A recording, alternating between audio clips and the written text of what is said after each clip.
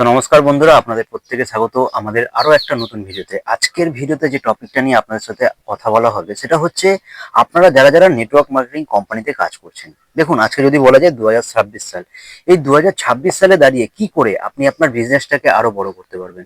দেখুন, 2025 সাল চলে গেছে, এবার এই 2026 সালটাতে আপনাকে একটু তো আলাদা কিছু করতে হবে, যাতে করে আপনি আগামী দিনটা আরো ভালো করে একটা নিজের নেটওয়ার্কটা স্ট্রং করতে পারেন। তো তার উপর আমি আপনাদের সাথে 5টা পয়েন্ট আজকের এই ভিডিওতে শেয়ার করব, যাতে করে আপনারাও কিন্তু আগামী দিনে আপনাদের নেটওয়ার্কটা আরো ভালো করে স্ট্রং বিল্ড আপ করতে পারেন।